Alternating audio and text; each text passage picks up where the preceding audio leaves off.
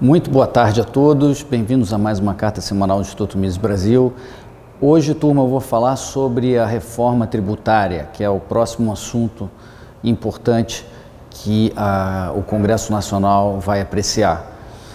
Então, em primeiro lugar, tributos são um assunto muito controverso para um liberal, porque afinal o imposto é o equivalente moral ao roubo, porque você subtrai a propriedade de um indivíduo sem o seu consentimento.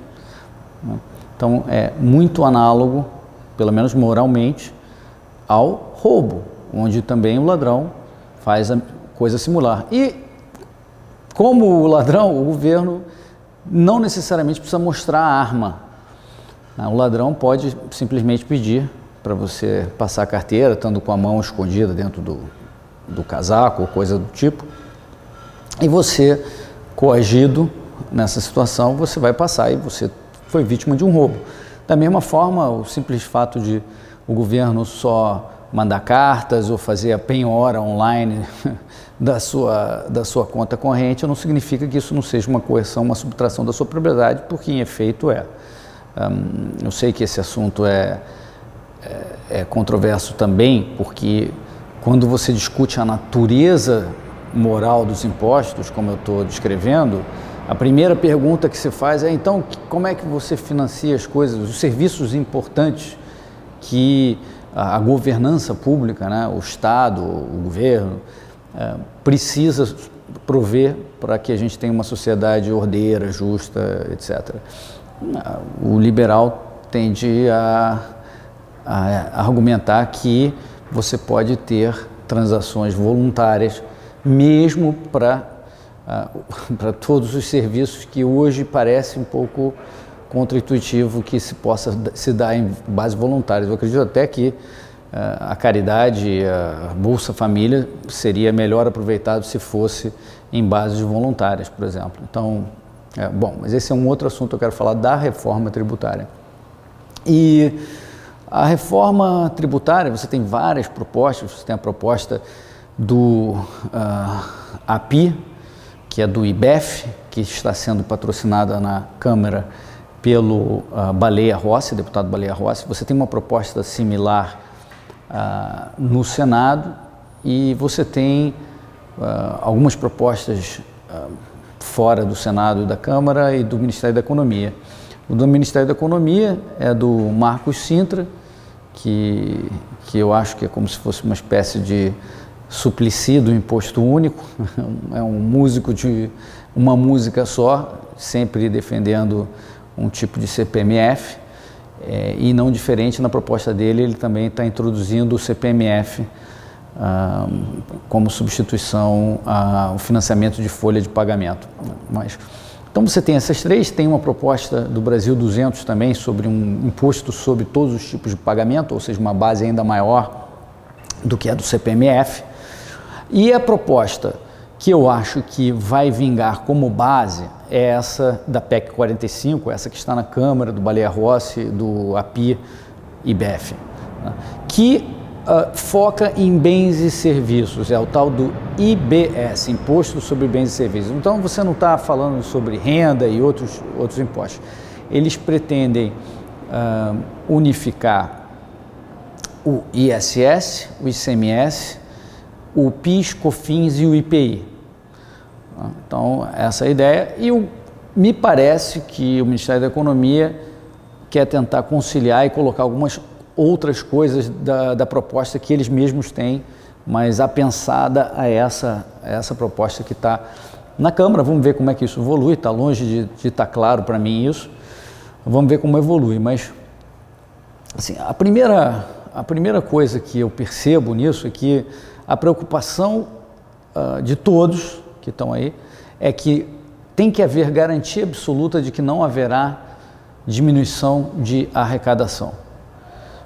E a segunda característica é, olha, tem que impedir, evitar, minimizar a tal que eles chamam por um nome horrível, na minha opinião, a tal da guerra fiscal entre estados e muitas vezes entre municípios, né? Na verdade, essa suposta guerra, na verdade, é uma competição que é muito boa para o cidadão, que pode pagar menos impostos. Eles querem arrumar uma forma ou formas de minimizar essa competição entre os estados, né? E isso o liberal vai achar que, né, a tendência é que, uma vez que isso esteja centralizado, num nível mais alto, mais fácil de dar uma canetada e sem chance de rivalidade, isso aí tende a aumentar ao longo do tempo. Claro, há alguns efeitos muito positivos da reforma. A simplificação, fica mais claro juridicamente, muitas vezes a nossa legislação fiscal é complicadíssima, é ambígua e gigantesca, né? O Vinícius Leôncio, um tributarista de Minas Gerais, compilou um livro que até 2013, se eu não me engano, pesava o equivalente a 2 hipopótamos, 7,5 toneladas, com a legislação até então tributária que o Brasil tem. Ou seja, tem um lado positivo na reforma, mas os lados negativos tendem a me assustar.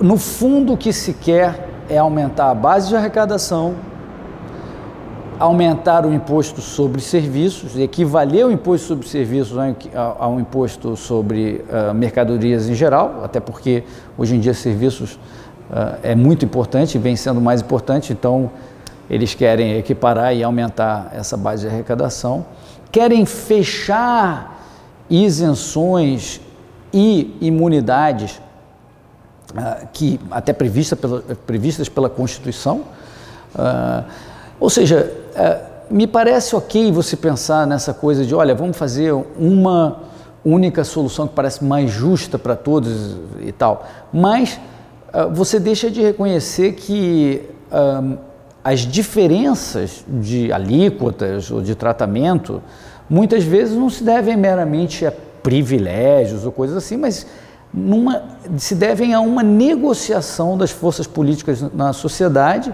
muitas vezes imaginando uma melhor eficiência para o Brasil. Dou como exemplo a questão das micro e pequenas empresas, que o meu pai foi o que instituiu no Brasil o conceito legal de micro e pequenas empresas através do Estatuto da Microempresa e diminuiu os impostos federais naquela ocasião, depois se tornou simples e englobou impostos estaduais também, para que as empresas pequenas, que têm que arcar com toda a burocracia, o trabalho de se calcular impostos, etc., tenham alguma chance de sobreviver.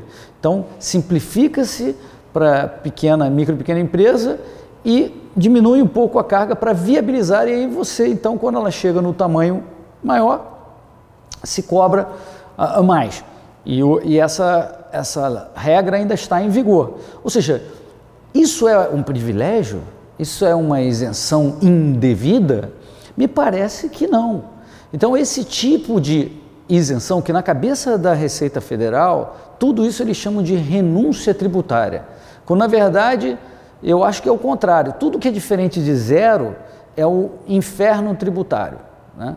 Aliás, o pessoal lá fora costuma chamar os países que têm baixos impostos de paraísos fiscais. Eu acho que, na verdade, eles são os países certos e a gente vive em infernos fiscais. Mas, voltando ao assunto, ou seja, nem toda isenção é ruim. Aliás, economicamente, a isenção, por baixar o nível de impostos, é boa não só para aquele setor beneficiado, eu estou imaginando o setor, claro que não vai haver uma isenção, não deve haver uma isenção para 2 ou 3 empresas, né? Para um setor específico, um tipo econômico abrangente específico.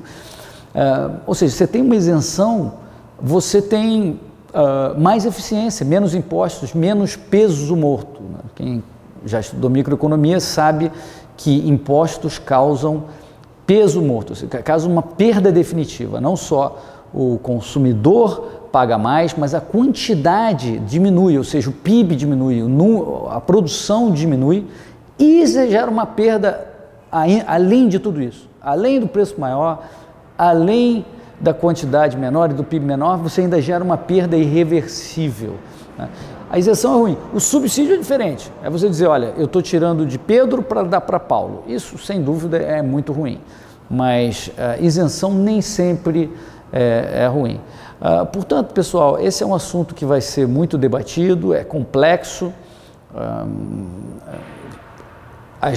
Algumas das propostas limitam a autonomia de estados e municípios em determinar alíquotas diferentes. Por exemplo, essa proposta do IBS obriga que cada estado tenha uma única alíquota para todos os produtos, né? Então, justamente na questão de diminuir a tal guerra fiscal. Portanto, pessoal, eu acho que esse assunto é complexo, envolve todos os níveis da federação, vai haver uma briga grande, não vai ser simples de aprovar, e o que me preocupa é de que queiram aumentar a base de arrecadação, queiram aumentar a arrecadação total, e isso é o que está na mesa no momento. Vamos ficar de olho. Deixo um abraço a todos.